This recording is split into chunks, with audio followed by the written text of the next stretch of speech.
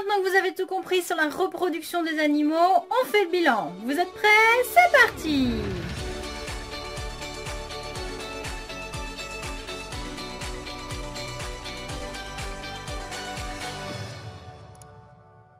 Réalisons un schéma bilan sur la reproduction sexuée des animaux, c'est-à-dire une reproduction faisant intervenir des cellules reproductrices, ovules et spermatozoïdes. Alors on va avoir deux cas. Premier cas, on a accouplement des animaux, ce qui veut dire que les spermatozoïdes sont libérés dans l'appareil féminin et on a donc une fécondation interne.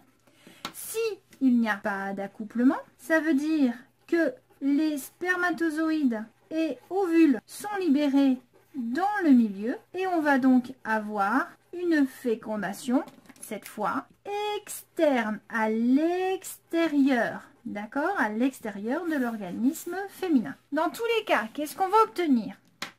On va obtenir une cellule œuf. Ça, c'est la base. Maintenant, ces cellules œufs peuvent être de différentes formes. Soit par exemple un œuf qui va être pondu, soit on a un œuf qui grandit dans un utérus. Ça va être notre cas. Dans tous les cas, on va avoir une croissance, un développement de cette cellule œuf. Ça, c'est obligatoire. Après éclosion ou naissance, on va avoir un petit qui ressemble à l'adulte. Et donc, ce petit, ensuite, va grandir et va se développer, atteindre sa maturité sexuelle. Alors, qu'est-ce qu'on peut mettre comme exemple ici? Les oiseaux qui pondent des œufs. Et puis, on va mettre comme exemple, pour ici, les mammifères. Bon, je peux mettre les lézards là aussi, les serpents, les crocodiles. Intéressons-nous maintenant à la cellule œuf qui provient d'une fécondation externe. Alors, dans ce cas-là, on va encore avoir ici deux possibilités. Dans tous les cas, notre cellule œuf, elle est déjà dans le milieu extérieur, d'accord?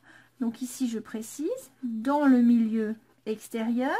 Je vais donc avoir forcément une éclosion. Je n'ai pas de naissance, hein. Naissance, ça veut dire sortir d'un utérus. Et là, je vais avoir deux possibilités. Soit j'ai un petit qui ne ressemble pas à l'adulte. Donc là, je vais obligatoirement avoir une larve, puis une métamorphose qui va me donner donc un adulte. Je peux mettre ici en exemple l'oursin. Soit j'ai un petit qui ressemble à l'adulte. Donc là, je vais avoir une croissance qui va me donner un adulte. Et là, je peux mettre en exemple le poisson. Si je m'intéresse maintenant à la reproduction asexuée, c'est-à-dire sans cellules reproductrices, je prends un individu, il y a un morceau qui va se détacher, hop, voilà.